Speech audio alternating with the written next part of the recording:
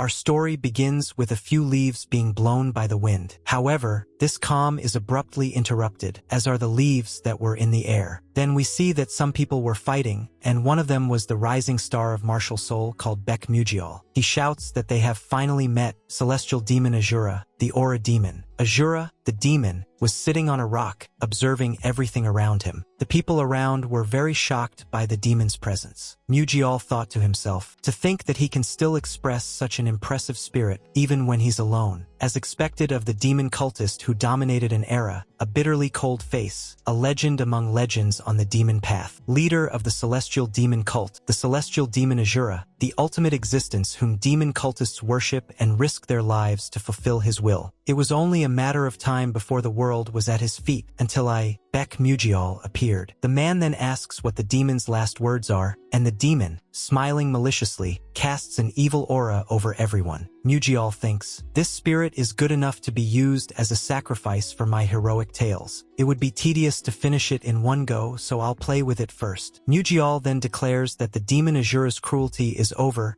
and asks the celestial demon to come to him. Asura, with a very serious expression, begs to be spared, which leaves Mujiol completely confused as to what was going on. Mujiol wonders if he was hallucinating, because the celestial demon Asura, the absolute existence of the demonic path, could not give up his dignity and beg for his life in such a shameful way. Asura, still serious, says, I guess I didn't seem desperate enough. Can you spare me just this once? Mujiol could hardly believe what he was hearing. Asura continues, I'm going to live in silence, as if I were dead. I'll live deep in the mountains and I'll never appear in Jianghu again. So please spare me. Mujiol shouts that this is impossible, thinking that his plan to become a hero in this decisive battle has gone up in smoke because of the cowardly demon cult leader. Asura then says, Brother, I have to keep up my appearance, so I can only beg you to use the sound transmission. Baek, overcome with rage, shouts, just die here now. Asura replies, Brother, please consider what I've said, please. Baek asks if he was still attached to martial arts until the end of his life. Asura wonders if he would die right there, and Baek confirms that yes, he would die there. The scene changes and the fight ends in a single blow. Baek Mujiol, who was confident of his victory, died with just one attack. 22 years later, inside the demon cult, Asura, now very old, wonders why Baek Mujiol didn't use the strongest art of the time, which allowed him to protect his current position and raise the next generation. He reflects, I focused on power all my life, and my 3 sons had to fight for the position of successor to the demon cult. Now they're all in their graves. Suddenly, a young man appeared and asked, Father, is everything all right with you? This was the only descendant of the celestial demon Asura, called Du Yugong. Asura thought, but my new Yugong is very different from everyone else. He was raised not to be blinded by power and strength, and I've already arranged for him to become the strongest leader of all in the cult. Asura then replies, I'm always fine, my son, so you don't have to worry about your old man here. He thinks, one day he'll be able to surpass me and become the strongest cult leader of all. Some outsiders thought, to think that the scary cult leader could be so benevolent. As expected, the next cult leader should definitely be Yugong, and that's more than certain, since he's a descendant of the celestial demon Lord Asura. Listening to these words, Yugong didn't seem to like the situation very much. The scene changes again, and Yugong is writing something when someone knocks on the door. He asks who it is, and it is indeed a torture expert called Sang Saguk, who has come to greet the young cult leader. Sang Saguk says, on your orders, I'm here to report on the progress of the torture of a member of the Orthodox sections. Yugong thinks to himself, my father must be testing my qualifications as the next cult leader. Yugong asks the man to explain what's going on, and he replies, the criminal was tortured in the underground prison for a total of 3 days. On the first day, we peeled the skin from his back to the tips of his toes and then immersed him in salt water. On the second day, we made the pigs eat the criminal's legs. And on the third day, the criminal's body disappeared from the waist down. Even within the demon cult, I am the only one capable of carrying out this level of torture. Is the young cult master satisfied with my skills? Du Yugong angrily slaps the table, saying that it wasn't enough. The man immediately apologizes, feeling confused, thinking, how could my torture not be enough? I thought the young master would say I'd gone too far, But, as expected of him, he is indeed the direct descendant of the celestial demon Lord Asura. The man then promises that he will torture the prisoner even more intensely and leaves the room. As soon as he leaves, Dugong's expression changes completely and he mutters to himself, "These demon cultists are really quite crazy. What that man did was extremely inhumane. He's so cruel that it's hard to believe it's something humans would do. Please stop talking about it. I can't take it anymore. But wait, I need to come to my senses. I'm currently in the demon cult and I'm still very weak. I can't falter here. I have to endure all this. Even though I'm weak, I'm still not strong enough." Dugong realizes that he didn't mean to say that it wasn't enough, which only encouraged the torturer to continue his cruelty. He thinks, "I can't believe they're torturing cruelly just because they're spying on the demon cult. These bastards are truly abominable." He crumples up a letter that was in his hand and, opening it again,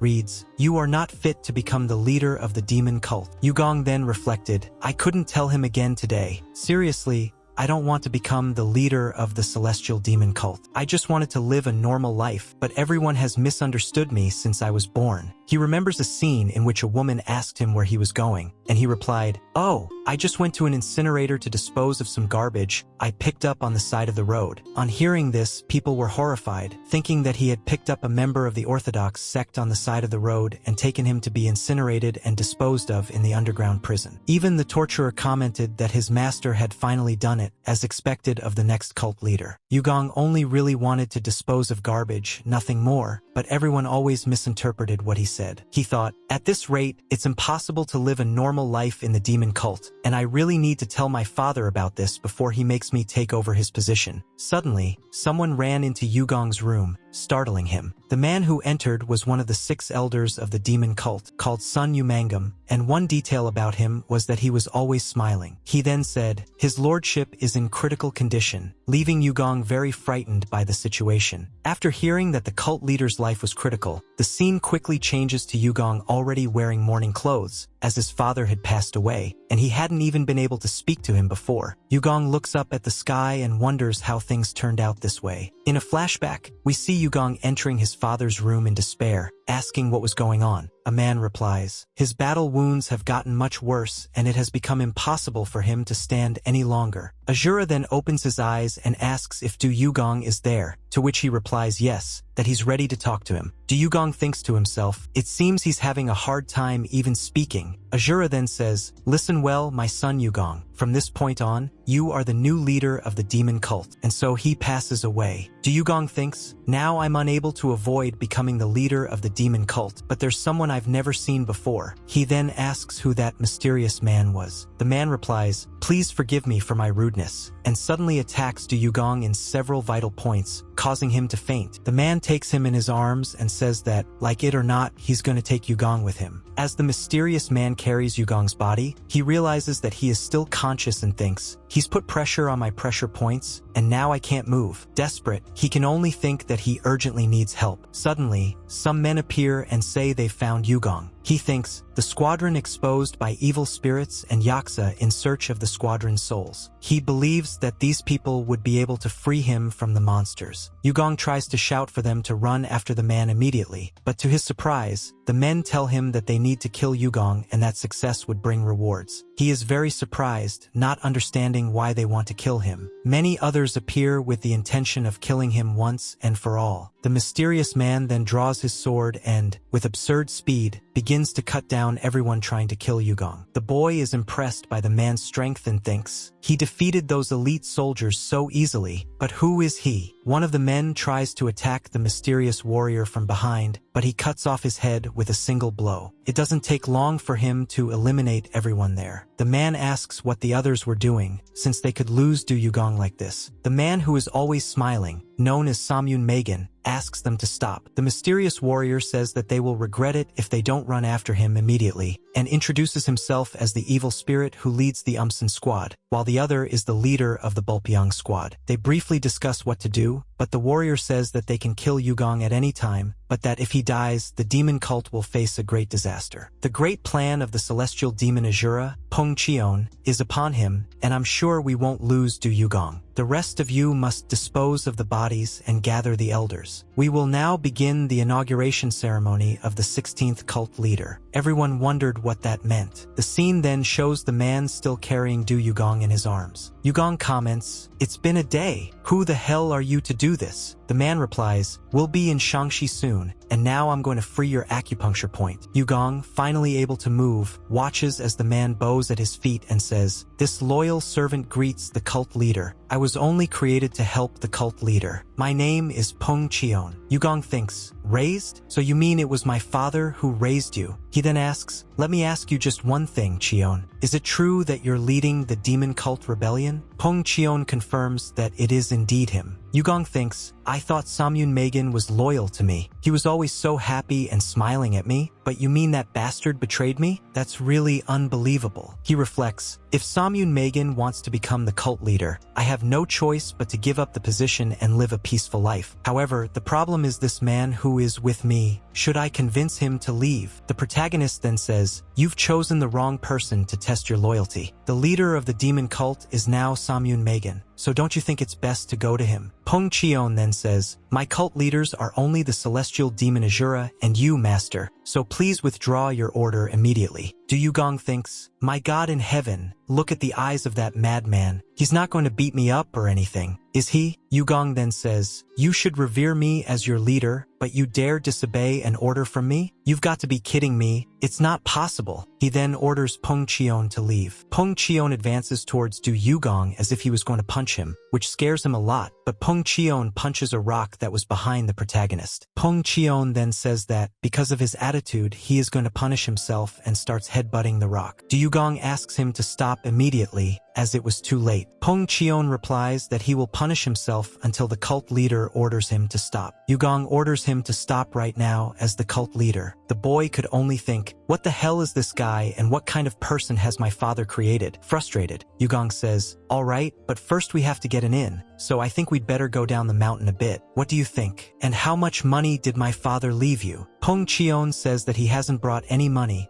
and that they will have to sleep in the mountains that night. Du Yugong is very angry, since Peng Chion said he would help him, but he didn't bring any resources. Peng Chion apologizes and, raising his head, says that they won't have a good place to sleep or eat, as their enemies were already there to welcome them. Suddenly, a group of people appear, and a man with an eye patch says, "You're making so much noise even in the territory of the Green Forest. Don't think you'll get out of here alive." Some archers were already positioned in the trees. Du Yugong thinks, "That energy, they're the elite members of the Green Forest Bandits." Peng Chion, "You bastard, this is no time to talk nonchalantly about welcoming. I should avoid doing anything troublesome here and excuse myself for the time being." As Du Yugong tries to make peace, Peng Chion simply shouts, "Shut up, you bastards! Do you really know who this man in front of you is?" This left not only Du Yugong, but everyone present in shock. Yugong then asks what the hell he's doing and asks him to hurry up and apologize to everyone. The man with the eye patch asks, "Who the hell are you trying to fool? Attack him now." All the archers fire their arrows, but Peng Chion draws his sword and says, "I told you to shut up, or are you deaf?" The man with the eye patch asks if Peng Chion is a swordsman and comments that he thought he was an ordinary bastard. Suddenly, Peng Chion appears behind the man with the eye patch and says, "I see your head is still intact, so let me give you a hand." And just like that, he turns the man's head upside down. Du Yugong starts shouting desperately for Peng Chion not to kill people so recklessly, but Peng Chion replies, "Dude, I didn't kill him. What nonsense are you talking? The master is tired, so I did all this for you." Du Yugong wonders if that man is really alive, and can only think that he must be going mad watching the whole situation. The scene shifts to the Green Forest residence. Peng Chion, short of ideas, arrives and kicks in the door. He comments that there was a lot missing from the place and that it didn't seem like a very stable environment. The protagonist says that Peng Chion was being very rude to everyone, and Peng Chion apologizes to his master. There were 3 people in front of them, one of them a woman. One of the men commented, "That guy is talking without any fear." Du Yugong then apologized for arriving late at night. However, as he looked ahead, Yugong was enchanted by the woman in front of him and thought, "That woman? Could she be a fairy who came down from heaven? How could such a slender woman be among the bandits of the Green Forest? Could it be that this little beauty is being held hostage?" Du Yugong then says, "Peng Chion, we have to rescue that woman immediately," and Peng Chion agrees with him. The woman then comments, "What a beautiful night, don't you think? But I'm just wondering where those two sons of Asura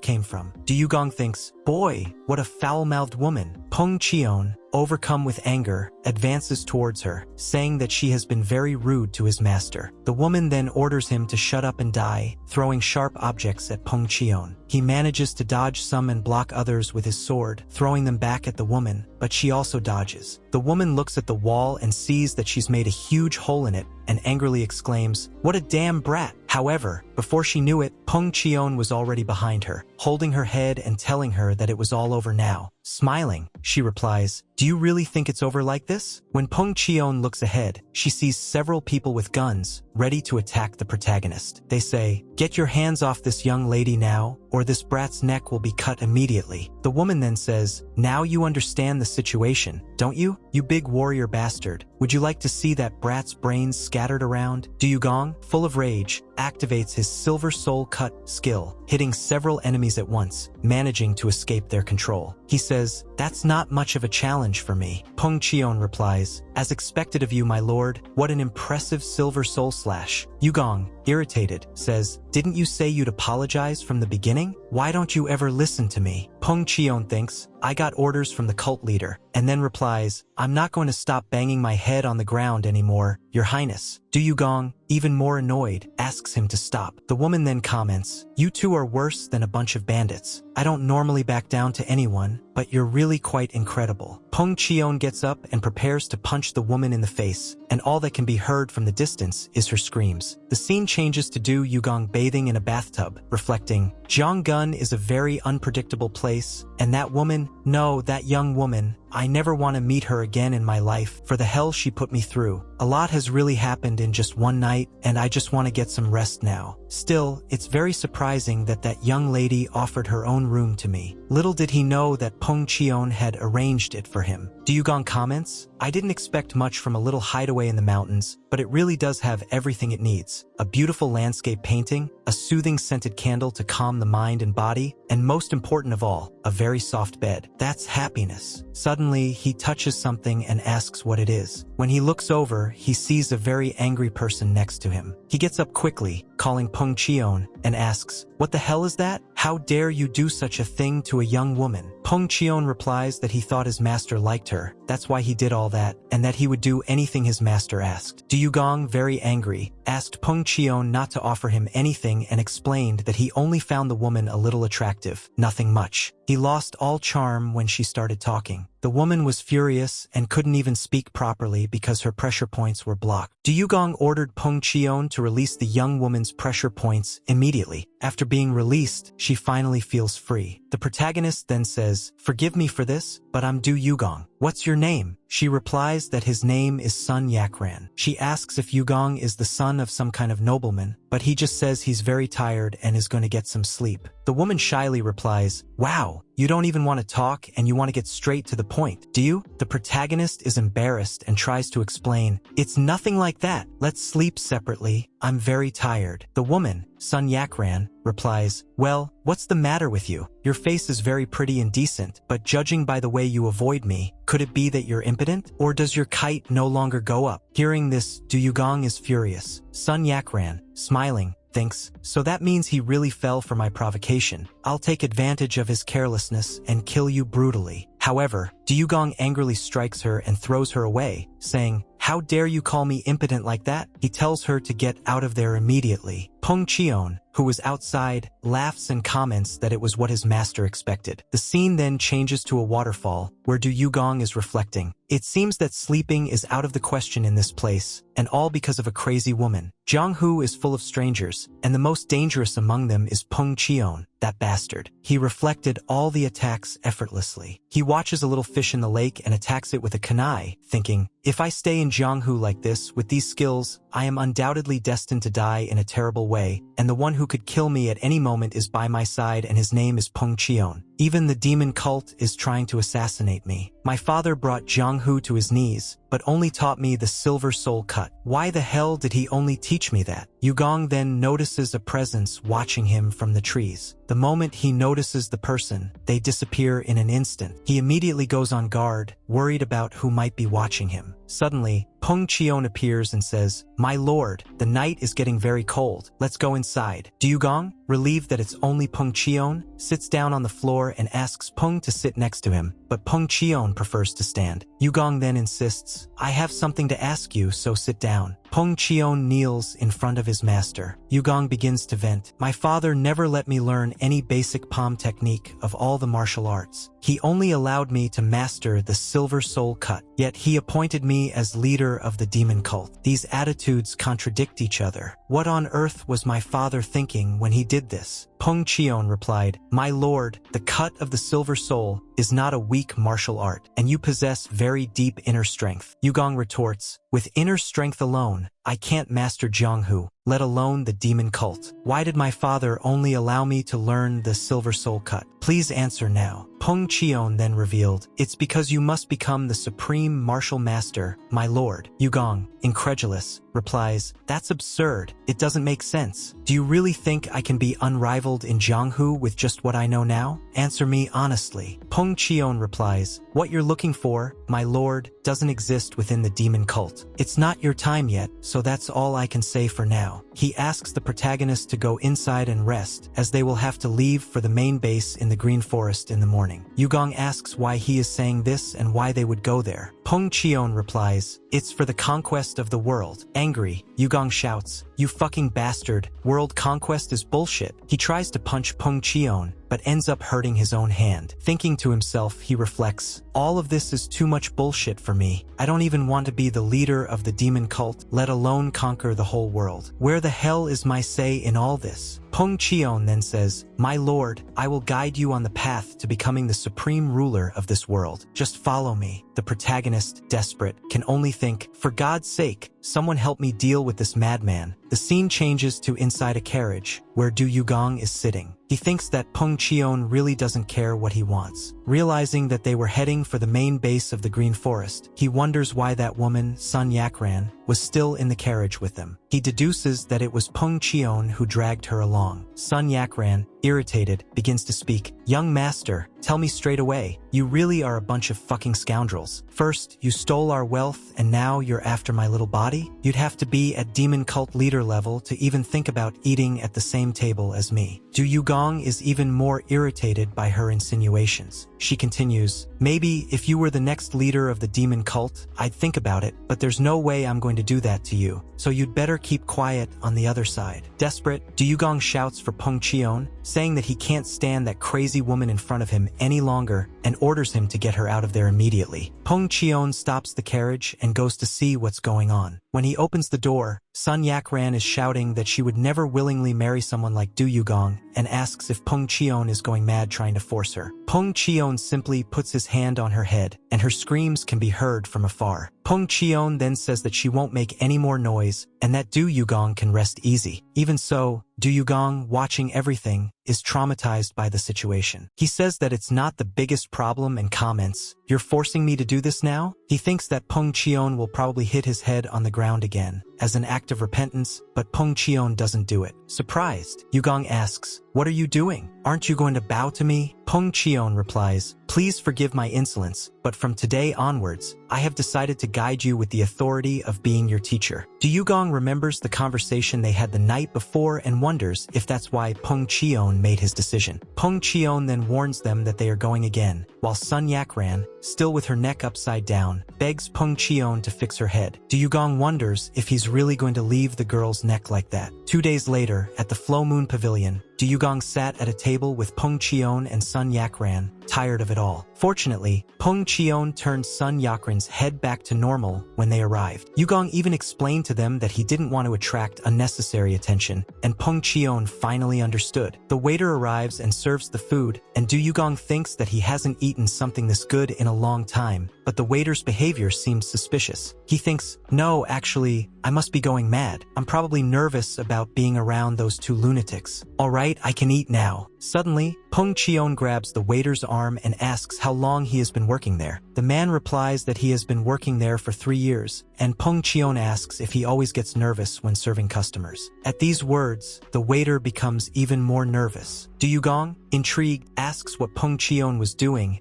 and why he was bothering the waiter, since he hadn't done anything wrong. The waiter thanks Du Yugong, saying that he was just nervous because the young woman at the table was so beautiful. Sun Yakran, smiling, comments that he has good taste. Du Yugong then suggests that everyone enjoy their meal, and Peng Chion agrees. When he finally takes a bite of his food, he realizes that Sun Yakran is looking at him with a deadly stare. Confused, he asks what her problem is now. Sun Yakran replies, "They're looking at us." Yugong asks what she means by that, and she knocks on the table, throwing the plates up and says, "They gave 7 dumplings to the next table, but they only gave 6 to us." This makes Du Yugong even angrier with Sun Yakran. Sun Yakran started shouting, demanding that they close the damn store and threatening to wipe everyone out right then and there. Peng Chion then quickly neutralized her as usual. They apologized and left the place, but Sun Yakran was still furious, swearing that she would kill everyone in the place, including the 2 of them. Everyone in the restaurant was horrified, as her neck was still turned upside down, and wondered if that was really possible. A man then appears and asks Du Yugong to pay for the food. The protagonist turns around and starts shouting, saying that they only got 6 dumplings. The scene switches to the night, where a mysterious figure is beating up another person. The mysterious figure says, "Conspiring with a server? Is that the best you can do?" The other person, a demon cult assassin and leader of the Hyuk Shimsu squad, kneels down and asks for one more chance, calling the figure Child of Enlightenment. He then comments, "Uncle, I still can't get used to that face of yours. How can someone look like a child when they're over 60? Besides, he can stay in this form because he was cursed after eating human flesh as a child. If I beg for mercy after failing, he'll surely kill me." Determined, he promises, "This time, I'll succeed, you can be sure." The figure, who appears to be a child, replies, "This is the last time I'll let it go because of our blood ties. Make sure you get it right this time." The man sets off into the forest, planning to lure Peng Chion away. He thinks the Dark Shadow Squad will lure Peng Chion further away, giving the demon twins and me the chance to look after the young cult leader. They found Du Yugong watching from the window. The man was already preparing his bow and arrow, knowing that this could be their last chance. Du Yugong watches some people through the window and thinks, aims like that can be found anywhere. I really wish I could be like them. However, Sun Yakran suddenly appears, asking him to go to sleep with a crazed expression. He exclaims, "My God, what harsh reality am I living in? That bastard Peng Chion made me share a room with this crazy woman." Sun Yakran replies, "My skin will get rough if I sleep late, and you'll have to take responsibility for that, won't you?" Du Yugong, resigned, replies, "I understand, so let's sleep in peace, no more arguments." However, just as he was about to close the window, an arrow passes through his shoulder and also through Sun Yakran's shoulder. As they look back, they see several arrows coming towards them, and they narrowly manage to dodge them all. Sun Yakran, terrified, exclaims, "I almost died. What kind of bastard would do such a thing to us?" Peng Chion appears just then, asking if Du Yugong is all right. Yugong replies that he is, but says he has to go to the enemies. Peng Chion, so unperturbed, simply walks on while the arrows hit his back without causing any damage. Du Yugong initially thinks that Peng Chion is going to face the enemies, but, to his surprise, Peng Chion grabs him in his arms and starts running. The protagonist, surprised, shouts, "I told you to subdue the enemies, so why are you subduing me?" Peng Chion replies, "I can't leave you in a place as dangerous as this." Du Yugong, incredulous, asks, "How can you say that while taking me into the middle of enemy territory?" Meanwhile, poor Sun Yakran is left behind at the window, wondering what happened. The 2 men who were trying to kill Du Yugong begin to retreat as Peng Chion steps forward to confront them. As Peng Chion held Du Yugong in his arms and advanced towards the enemies, one of the attackers said to the other, "Draw him as far away as possible, so that Lord Hyuk Shimsu can do his job." However, they didn't realize that Peng Chion was holding the protagonist in his arms. Peng Chion then commented, "What the hell is that bastard looking at?" The enemy, in shock, wondered why the cult leader was there. The scene changes to show Sun Yakran with 3 men. One of them asks if Peng Chion has left. She replies yes, but is irritated by the casual way they were talking to her. The man then laments that they have failed again and remembers his uncle's words. Even if you are a member of my family, this will be the last time I let you go free. You'd better succeed, no matter what you do. The twin demons, who were present, immediately think of running away, but the man quickly stops them and kills them, saying, "Either way, we'll be dead." This scene horrifies Sun Yakran. She touches the body of one of the fallen men and, in despair, exclaims, "You've got to be kidding me! He's really dead. These bastards are really crazy. What kind of demonic cultists are these who think so little of life?" Suddenly, Peng Chion and Du Yugong come back through the window. The protagonist asks if Peng Chion's plan was to bathe him in blood. When they look around, they see that the three men are already dead, and only Sun Yakran is standing. Peng Chion checks the bodies and realizes that it was Hyuk Shimsu's body, and the other two were the demon twins Yin and Yang. Du Yugong, surprised, asks Sun Yakran what the hell happened there. She replies that she did absolutely nothing, and that it was a man called Hyuk who killed the three of them, saying that their mission had been a complete failure. Du Yugong then asks if that was the reason she was still alive. Sun Yakran explains that the men simply died without paying any attention to her, and says that Du Yugong can ask her any question he wants. She continues, complaining, "How could you leave me alone in a place like this?" She asks if Peng Chion was listening and if it would hurt if he took her with him. She promises that one day she'll beat him on the back. Peng Chion then takes a vial containing a liquid and, with just one drop, makes the men's corpses disappear, melting immediately when the liquid touches their skins. On the outside, Sun Yakran looks happy, but on the inside, she is horrified by what is happening. Peng Chion says they'd better get out of there as soon as possible, and everyone agrees. The scene switches back to the carriage. Sun Yakran comments, "You never know what you might find in Jianghu, right? It's like you get used to turning your neck." And there she was again, with her neck turned upside down. Du Yugong, exhausted, commented, "After running for 4 days without a break, the fatigue is almost killing me. Peng, could we stop for a moment so I can extract some oil from the young master's head?" Du Yugong thought that Sun Yakran never had much sense, but that today she was worse than usual. And it was true, since they hadn't bathed for days. Du Yugong then asked Peng Chion to stop for a moment, as they needed to take a shower. Peng Chion said that they needed to hold on just a little longer, but Du Yugong retorted that he was only saying that because he was breathing fresh air, so he ordered him to turn the carriage around immediately. Suddenly, a voice asks them to declare their identities. Du Yugong wonders what is going on outside and gets out of the carriage to ask Peng Chion. The man outside introduces himself. "My apologies, my name is Sang Pilwung. I run a martial academy in Shernan." He explains that one of the wheels on their carriage has broken and asks if they could help. Peng Chion, however, was already preparing to attack. Du Yugong asks Peng Chion not to do anything rash and not to hurt innocent people, suggesting that he help them. Yugong thinks, he runs a third-rate martial academy. He must have a small amount of internal ki. Peng Chion then replies that he will carry out his master's orders. Du Yugong asked Peng Chion to help the travelers who needed assistance, but to his surprise, Peng Chion understood completely differently. He took the carriage in his arms and simply threw it down the mountain. Du Yugong was shocked and felt sorry for the poor horses who had nothing to do with the situation. Peng Chion casually remarked that if they wanted horse meat, they could just go down and get it. Yugong began to wonder if Peng Chion was going mad. 2 travelers approached and asked to board Du Yugong's wagon. He, although reluctant, couldn't refuse and agreed, saying that there was always room for a trainer and a great warrior. The young woman introduces herself as Ju Siblin and thanks him for his kindness. Du Yugong asks Sun Yakran to get in first. As soon as she enters the wagon, she comes across a haunting sitting there, which frightens her terribly. Du Yugong, trying to calm her down, tells her that she can rest assured that the woman there is human. Sun Yakran, still perplexed, comments, "You're very hot, aren't you? You must have already made several men cry." Ju Siblin replies that she hasn't, and Sun Yakran continues, "Since you have an escort, you must be the daughter of a noble family," to which Ju Siblin again denies. Sun Yakran teases, "You only keep saying these things because you're scared, don't you?" And he gratuitously calls the girl, "I'm so sorry." Du Yugong thinks it's strange not to be afraid in that place and wonders what she should do in such a strange environment. Ju Siblin then says, "Young leader of the cult," which makes Du Yugong very worried. He thinks, is this girl a member of the assassin squad sent by the cult? She then asks Du Yugong to promise not to make a sound, no matter what she says. He wonders what those demonic bastards are up to. Du Yugong asks if the mysterious girl was just there to kill him, but before she can answer, Peng Chion appears, breaking the cart in half to grab her by the neck. He holds the girl's head so brutally that he exclaims, "I think I killed her by accident." Duyugong asked if the girl had taken poison, and Peng Chion replied in the affirmative, "Yes, my lord." It took much less time than pressing her vital point. Peng Chion mentions that Sang Pilwoong and Hyuk did the same. Sun Yakran, horrified, asks who the hell those two were and why every time someone got close to them they ended up losing their lives. She also wonders why they do this to people. Peng Chion then slaps her on the neck, making her faint, and apologizes to Duyugong for not knocking her out before she caused trouble. Duyugong, out of patience, asks Peng Chion how he found out about Pio Hong's blood. Peng Chion replied that he had asked 2 questions by telepathy, which demon cult group he was from and who was in charge of the operation. He noticed that the man's expression changed completely in just a second, and before he could react, he was gone. Duyugong thought, Peng Chion may be very strange, but he's very perceptive. Peng Chion comments, "My lord, if they're trying to drag you away without me noticing, something is certainly wrong. I think someone has marked you with the scent of miles." He explains that the scent of miles is a scent that only those who have mastered the divine art of tracking can detect. The scent traces disappear immediately after marking, and the marked person would never notice. It is an incomparable tracking method. Duyugong agrees, "Yes, you're right. That makes total sense now, but is there any way to remove it?" Peng Chion replies, "We can burn it off with the heat of the scorching sun, but you'll have to endure a moment of intense pain." Duyugong, determined, says that he will endure the pain and asks Peng Chion to go ahead with the plan. Peng Chion then asks Duyugong to sit cross-legged and tells him that he is going to start the treatment. Suddenly, the protagonist starts screaming in intense pain as the process begins. The pain was absurdly more intense than Duyugong had expected. After an intense glow emanated from the carriage, he heaved a sigh of relief. "Good heavens, I almost died. Thank God it's finally over." Suddenly, however, Peng Chion puts his hand on Yugong's head again, causing him to exclaim, "You're a bastard. You said it would only be a moment." Peng Chion replies calmly, "No, my lord, of course it will only take a moment, a brief moment of 15 minutes. The protagonist, frustrated, shouts that Peng Chion is a bastard and that he must be enjoying it all. Meanwhile, elsewhere, some people are commenting, "What the hell is going on here? How did the smell of 1,000 miles disappear?" On the stone where the bodies lay, there was a message, "Call my eyes again and you'll be dead." One of the men, visibly irritated, says, "How dare they ridicule me like that? The cult leader's orders were wrong. He should have murdered the young cult leader. Now, I have to carry out his will to guarantee Duyugong's freedom." He reflects on how the demon cult has become so merciful and concludes that, although he doesn't like it, he must follow the order. He then calls a man called Rapio and says, "I've branded myself with the scent of 1,000 miles, and now I'm going to start chasing the young cult leader. Go to the Shangxi branch, report the situation and ask for reinforcements right now. After you've finished your report, go back to the cult." The man asks Rapio not to argue and just do as he's told, saying that when the time comes, he, the child of light, will lead Peng Chion to the afterlife. The scene shifts again to Duyugong, who thinks to himself, "Peng Chion, I'll make sure I get past you, and I'll also pass on the cult leader's will. He burned everything. Because of that bastard, I couldn't even hear what she was trying to tell me. I wonder what that girl was trying to tell me at that moment." Sun Yakran interrupts his thoughts. "Young master, you're lost in your thoughts again. Don't tell me the assassination attempt has shaken you. You really are very cute. Don't be shy, you can tell me." She begins to mock Duyugong, who angrily asks, "Don't you have any concern for others? Do you only think about yourself?" He continues, "Is your head only used to decorate your body? Is there nothing functional in there?" Sun Yakran,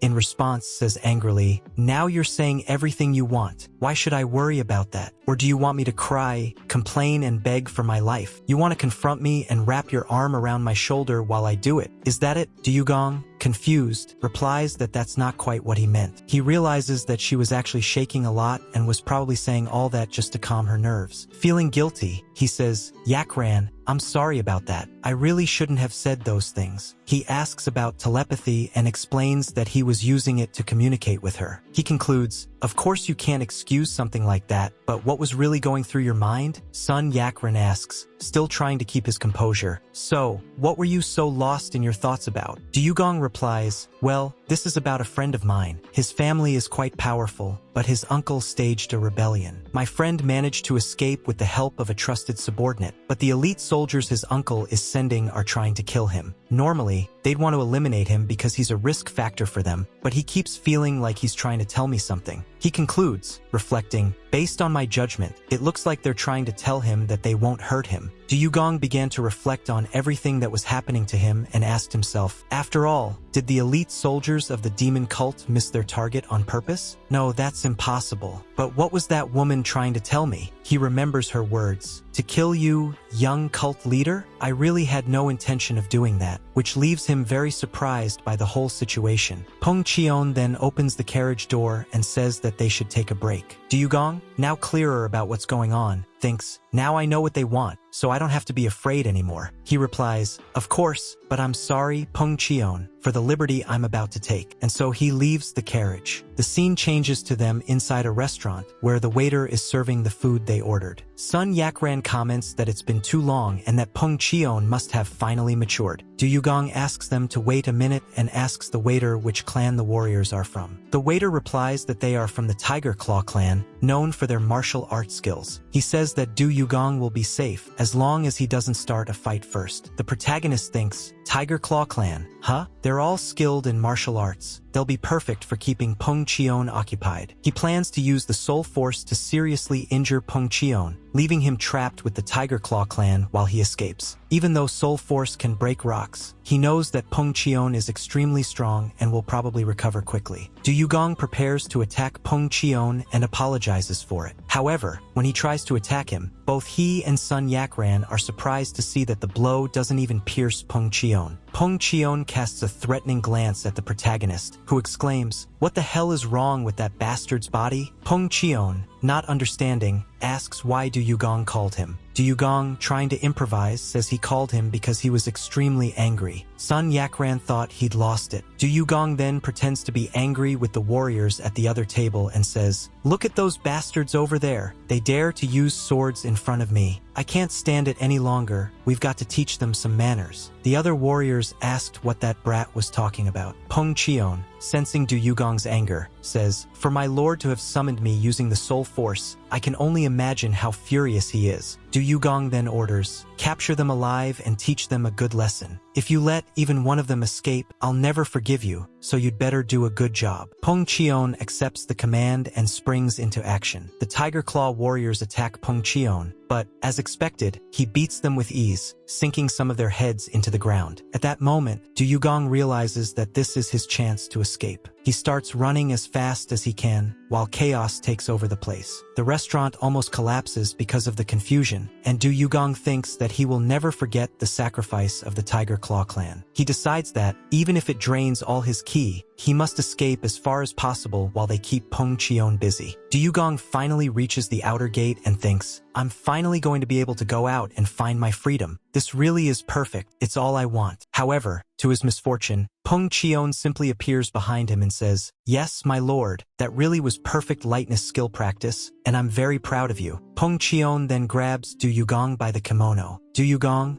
surprised, asks how Peng Qion got there so quickly, and if he disobeyed the order to capture all the warriors alive. Peng Qion replies that they have to go, because the warriors were waiting for him. Looking back, Du Yugong sees all the Tiger Claw clan warriors on the ground, bowing to them and saying, long live the eternal sky. They beg Peng Qion to punish them for their insolence. Du Yugong can't believe this was possible. Du Yugong thought, I trusted you, Tiger Claw clan, and I really believed that you would give me enough time to escape. But in the end, all I got was a long life in the eternal sky. One of the clansmen stood up, saying that he wouldn't kneel to a brat like him, thinking it was the perfect opportunity to act. However, Du Yugong grabbed the man's head, stating that he would not forgive so easily. Peng Qion, smiling, commented that it really was very impressive, while Du Yugong, crying inside, thought, he's going to kill them all here. The scene changes to Du Yugong, depressed, reflecting on everything that had happened. He thinks, even the elite of the demon cult and the strength of my soul were useless against him. I'm really unable to escape Peng Qion's clutches. Sun Yakran then asks, my lord, are you really planning to kill Peng Qion? Du Yugong replies, I wasn't aiming for any vital points. Not that I care, but my blade didn't even pierce him. With a touch of irony, she says, wasn't it because your blade was garbage? Du Yugong, annoyed, picks up the blade and throws it at an object, cutting it instantly. Sun Yakran, surprised, comments, Peng Chion really is some kind of invincible monster. And to keep a bastard as a subordinate, you really are someone very important, aren't you? Du Yugong, intrigued, asks what exactly she was trying to say. Sun Yakran replied, My lord, you want to escape from that bastard, don't you? Do you want me to help you with that? He asks how she plans to help. She then reveals a kind of pill that she takes out of her kimono and asks him what he thinks, suggesting that it would be fun to play with Peng Chion. Yugong, suspicious, asks what that pill is. She explains, it's an elixir pill that will turn your insides upside down. 15 minutes after taking it, you'll have terrible diarrhea. Yugong, perplexed, asks if she wants him to eat it. Laughing, she replies, it would be a wonderful sight, but that's for me. She continues, listen carefully, you bastard. Tell Peng Chion that after I take the pill, he must follow me around all the time. Just then, Peng Chion enters the room, and Du Yugong, improvising, says, she can't run away using the excuse of relieving herself, so you'd better not take your eyes off her all the time. Understand? Peng Chion replies that he understands. Peng Chion follows Sun Yakran into the forest, while Du Yugong thinks that she needs to get as far away as possible so that he can escape. Sun Yakran, for her part, was thinking that Peng Chion would have to look for her after they got back, and that this would be the ideal time for her to escape. Back just before that, she had said to Du Yugong, I can easily drag you away for an hour. I'll take the pill for you. Du Yugong, grateful, says that he would be very grateful, but at the same time he feels a little sorry for Sun Yakran. With an evil smile, she replied, you don't have to feel sorry for me. Let's show Peng Chion what it's like to be stabbed in the back. Du Yugong agrees and thanks Sun Yakran again. She then comments, take a good look at yourself. You have to recognize good deals when they're worth it, don't you? How about buying me a drink later? Du Yugong realizes where this could lead, but before he can answer, Sun Yakran takes the pill. Immediately after taking the pill, she started moaning in pain, telling Peng Chion that her insides were burning and asking him to stop the carriage. Peng Chion seriously stops the carriage, which makes them both very happy. However, with a serious expression, Peng Chion comments, do you really think I'm going to fall for something like this? Du Yugong, desperate, shouted that Sun Yakran really wasn't well and that he should stop the carriage immediately. Peng Chion, however, insisted, don't fall for her tricks, sir. Du Yugong, increasingly nervous, replied that he didn't understand what Peng Chion meant. He was convinced that Sun Yakran was not well at all and ordered him again to stop the carriage. He started cursing Peng Chion, demanding that he stop the carriage, but Peng Chion simply didn't respond anymore. Sun Yakran, for his part, couldn't take it anymore. Du Yugong called Peng Chion a bastard son of a bitch, while Sun Yakran was about to explode inside the carriage. At that moment, Peng Chion finally saved Du Yugong from an unpleasant fate by opening the door, saving him from smelling the nice smell that would have taken over the place. Peng Chion, surprised, apologized. I didn't think she'd actually shit herself. Du Yugong, still angry, said that Peng Chion hadn't obeyed his orders and therefore deserved to be punished. Peng Chion, however, replied, you must endure all the difficulties that arise in order to become a supreme master. Du Yugong, incredulous, retorted, the path to becoming the supreme master involves sniffing other people's shit? To excuse himself, Peng Chion started headbutting trees. The scene then changes, showing that they have changed carriages, since the previous one was completely unusable. The new carriage was very different. When Sun Yakran's face was shown, it looked as if her soul had literally come out along with what she had left in the previous carriage. Du Yugong thought she should have died after shitting that much. However, Sun Yakran surprisingly said that she wanted to try again, leaving Du Yugong impressed. He asked Sun Yakran why she was doing all this for him. Irritated, she shouted, shut your fucking mouth. The Som family doesn't give up that easily. They then try again. Peng Chion quickly opens the carriage door, and Du Yugong thinks he can't waste her sacrifice. He orders Peng Chion, take Sun Yakran now and let her do her business. However, Peng Chion throws a blow with his sword, which passes between them, and declares that he can't let it go on, that he has to kill her. Du Yugong, trying to defend Sun Yakran, says, her only fault is that she shits more than the others, and that's no big deal. Just take her outside to do her business. Realizing that this was the perfect moment, Du Yugong asked Peng Chion if he would disobey his orders again. Peng Chion reluctantly apologizes and says he will do as ordered. Du Yugong then says that it will stink too much, so Peng Chion Cheon must take her far away from him and make sure she doesn't run away. Peng Cheon obediently agrees and says he will do it. Seizing the opportunity, Duyugong quickly tries to escape from the carriage, thinking that he will never forget Sun Yakran's sacrifice. He knows that if he uses the lightness skill, Peng Cheon will catch up with him quickly, so he decides to use another strategy. Duyugong arrives at a place and decides that it would be a good hiding place. He starts collecting various leaves from the ground and, after a while,